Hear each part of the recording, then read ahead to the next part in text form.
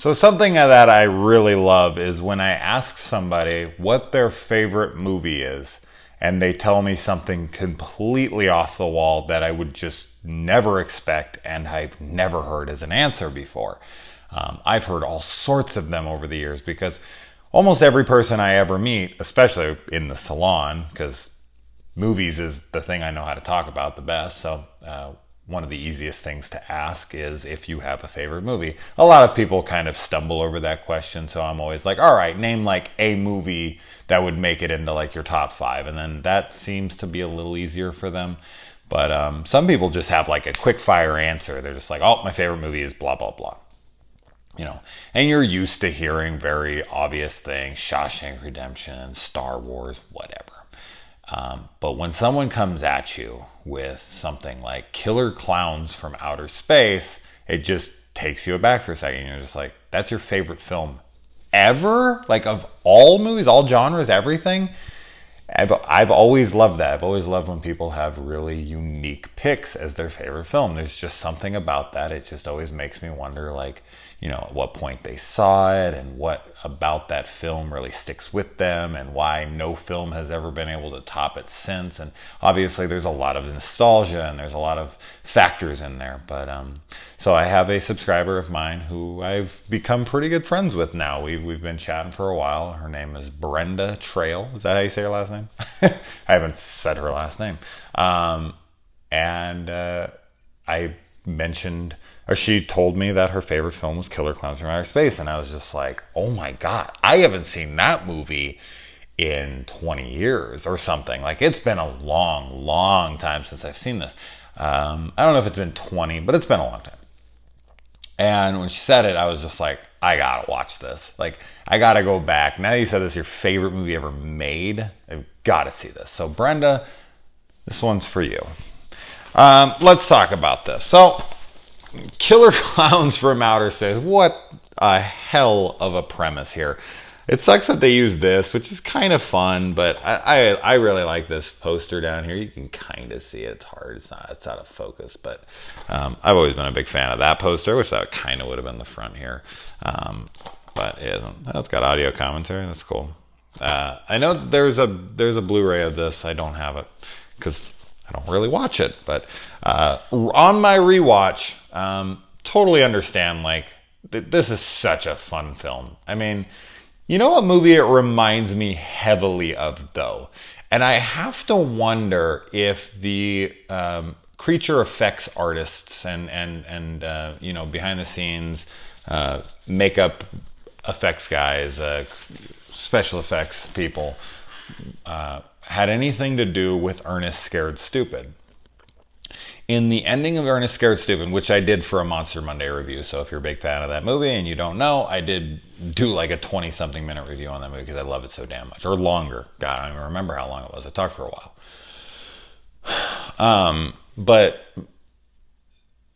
in that film, at the very end, when Trentor drops all of the Brussels sprouts down into the ground, there's a bunch of other trolls that come out of the ground, and they look very similar to the clowns in this movie. Very similar designs, and when they die, they do this spinning thing, and then they kind of like phase out of existence, just like in this movie as well. So it has, just because of that and the overall goofy tone of it and whatnot, when I was watching this, Ernest Scared Stupid is one of my favorite comedies ever.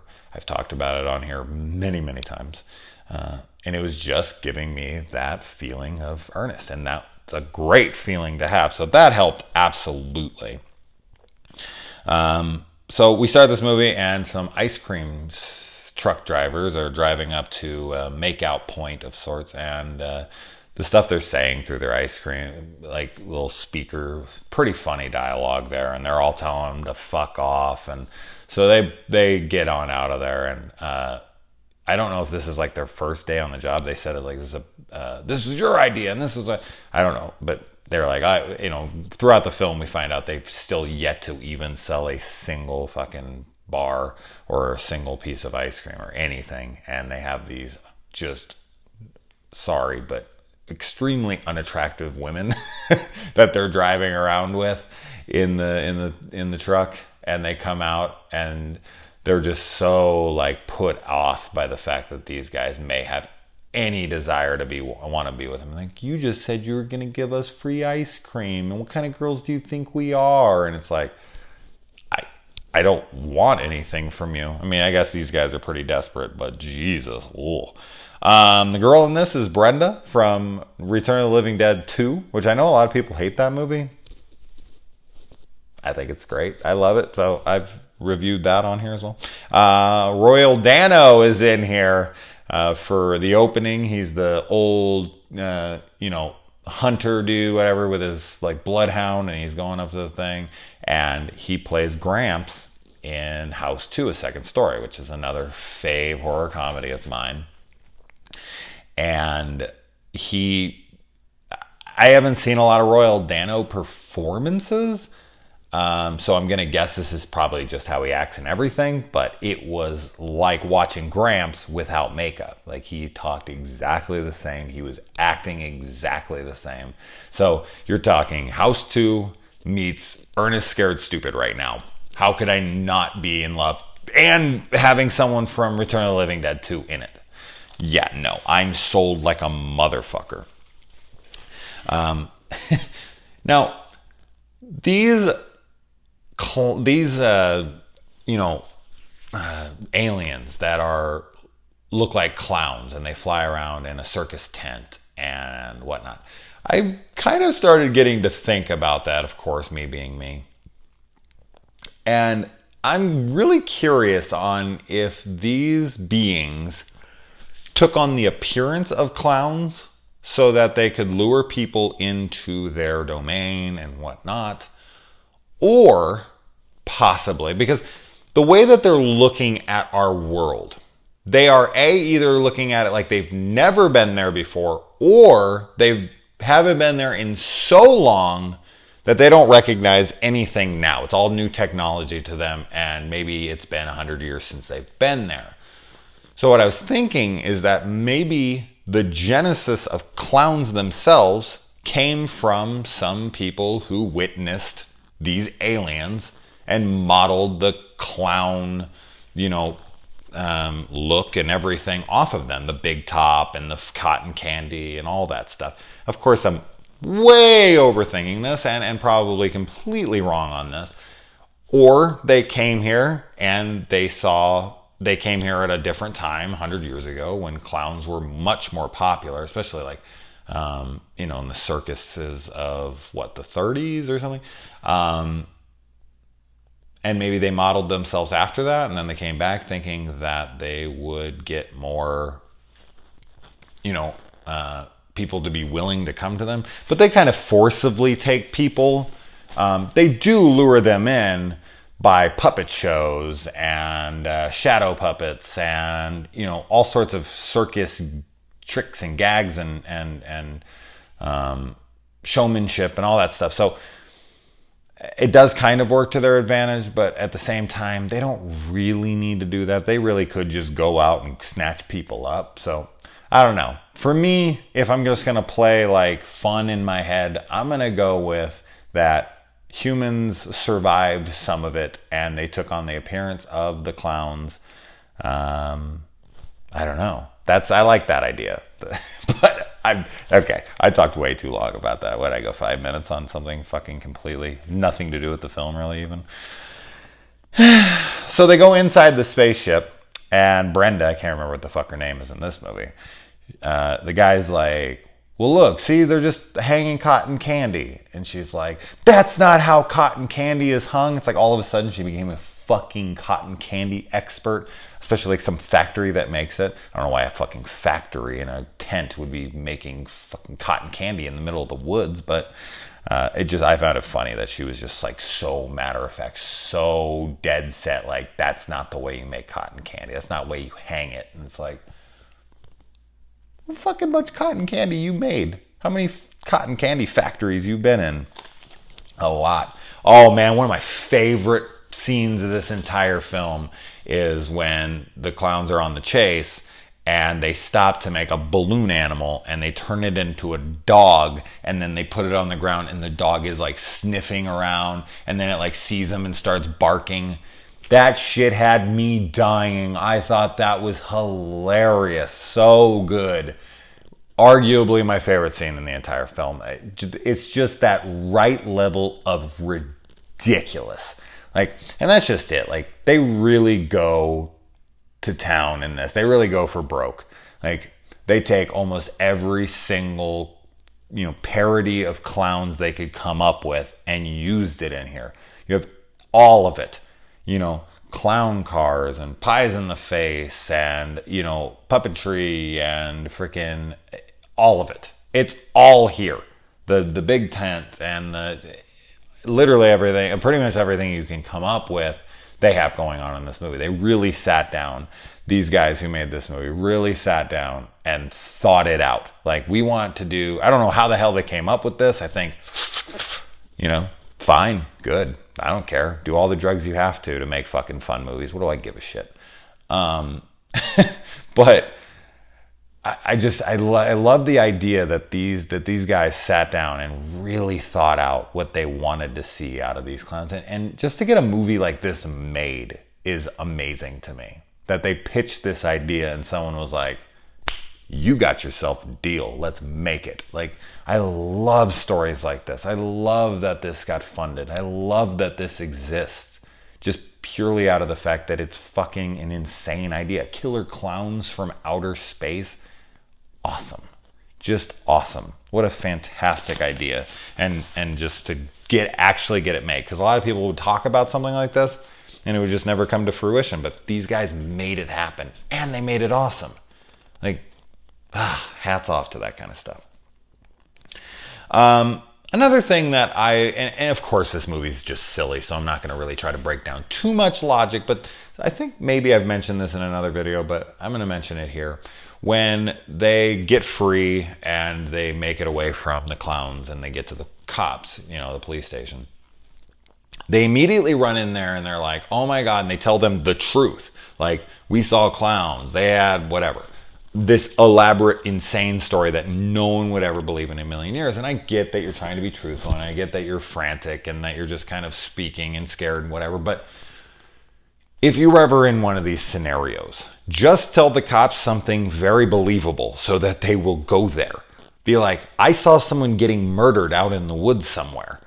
Like, okay, we'll listen to that. But once you start going on about clowns from outer space and they're flying big top, you're going in the cell.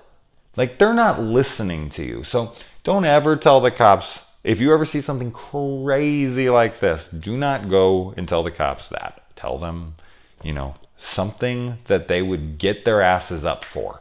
Be like, I just saw some girl getting raped. Anything you can come up with that you think would get them out there, there you go. It just always annoys me when they do that in movies. Like, I know that, and they always go, I know I sound crazy, but it's really what's happening. If you know you sound crazy, if you know they're not going to believe you, then why tell them? All you need for them to do is see it to believe it, so get them to go there. You're never going to get them to go there if you tell them something insane. Anyways, moving on. I love when the bikers are picking on this clown because he pulls up on his little bike and he breaks it, and then the clown flies away, which of course doesn't seem to freak any of them out. Like, he just kind of flies back down out of nowhere, and they're just like, okay, that's totally normal. That kind of stuff happens. And that he's wearing boxing gloves, and the guy's just pushing around, and then he's just like, what are you gonna do, knock my block off? And then he full on Julius fucking Friday the 13th part 8, Jason Takes Manhattan, knocks his head off in one blow. Great stuff, man. Which shows the absolute strength of them. The most memorable scene of this movie, since I haven't seen it forever, the one I always remember from anytime brings this up, and it's instantaneously the first thing that pops into my head, is the shadow puppet scene. And like when he just like makes like the freaking crossing of the Delaware, and he makes like all these insane things that you could never make with your hands. It just makes me laugh. And then he like makes a T-Rex or something, and he eats all the people. Oh my god, I thought that was amazing and hilarious the last time I saw this movie. And we got like living popcorn, and he like pops them in there, I guess was maybe what the people they took or whatever. And he has to convince his ice cream truck friends who don't want to have anything to do with it that her roommate has two, or his girlfriend or whatever has two roommates, and they have big boobs. These guys are shameless, man, and I dig them. They also end up running into two female clowns, the only female clowns that we get to see in this entire film. Really like the part in the police station when the sheriff dude, who doesn't believe in any of this shit, is being used like a ventriloquist doll. Very much reminds me of, I'm sure you will remember, or you'll know what the hell I'm about to say, but Dead Silence. Oh man, what a fucking fantastic ending that movie has. If you haven't seen Dead Silence, wow, what a great day. You want to talk about a twist ending that no one ever talks about being awesome? Dead Silence, dude. That movie fucking rules on that twist ending. Anyways, he's got his hand up and he's moving, and then he pulls it out and it's all bloody and awesome stuff. I like how they took the time to like paint up his face and like the lines and all that. The logic of this movie. Who cares? It's so fucking funny. And that their nose is their weakness. That's really cool. It's a little cool nod to clowns. It's like their signatures, their little noses, and the fact that that's what ends up killing them is just great. And also another thing that's like Ernest Scared Stupid. They can fake the voices of people because the clowns don't talk in this movie really. And the only times they do is when they're imitating other people. And at the door, and the guy gets called up there, and he hears, or she hears, she hears, I don't know. Somebody hears. I think she hears his voice, or maybe it's the other way around. Fuck, I can't remember. I just watched it. Jesus Christ. And they open the door, and it's the clown standing there, which is exactly what happens in Ernest Scared Stupid. And so just, yeah, a lot of similarities. And as I said, we got the clown car, and they get out of it, and they throw the pies at the guy, and they're like acid pies. And they even like come up, and he's like a fucking banana split laying on the ground. He's just this pile of shit, like whipped cream. And he had just, for some reason, the fucking clown just has a huge cherry. I don't know where the hell he got this thing, but he has it, and he just plops it on top. So funny, just that little added extra. So doesn't need to be there, has no purpose being there outside of just pure comedic value. I love it. I love that there's just no rhyme or reason, no sense, no nothing. They're just having a blast, having fun with it, not trying to take it seriously. And this is that kind of movie that you need to have fun with. And I love that they, of course, yet another clown thing here, that, you know, when they're dissolving the bodies in this cotton candy-like mixture, that they use a silly straw to suck the blood out. I mean, of course, it would be much more efficient to just use a straight straw, pop it in there, and it would just be like 1 second, and you'd get, you know, as quickly and the most out of it. And no, of course, they're sucking through a huge crazy straw that takes like a minute to get to them, and then you'd have to like pull that out of the body and keep sucking so that it would come all the way up through before it emptied out. It's such a dumb way to do it, but because it's Killer Klowns, it works and it's great. And let's see, I love that they're like, you know, big top spaceship. It is like this fun house, and they're like running around, and there's like door after door after door, just like you'd be in a fun house. So I don't know, I guess that gives more credibility to, I don't know, maybe someone got trapped on their ship and that's what spawned them to, you know, start the circus. Maybe it was like the Ringling Brothers or something that ended up. See, we need a Killer Klowns from Outer Space 2 set in like the late or the early 1900s, and the Ringling Brothers get caught in there, and then they get off of there, and then they go and form the circus, and then there we go. Wouldn't that be awesome? No? Okay, fine. I'd be the only one there. And Brenda, maybe.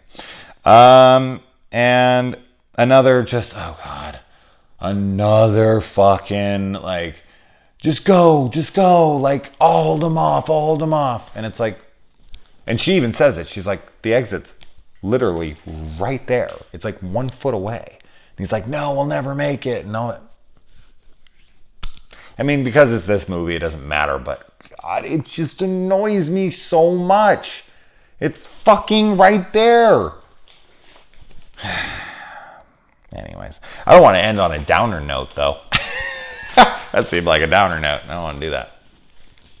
But this is a fun rewatch, man. I was going to do it for Monster Monday, but I'm about 99% sure that Before They Were Stars is going to win Theme of the Week this week in Killer Flicks. So I got a Slasher Sunday and a Monster Monday in mind for that. So I want to do those together, but I wanted to do this tonight because, wow, what an interesting pick for best movie. This is a cool one. So there you go, Brenda. Yeah. All right. Good night.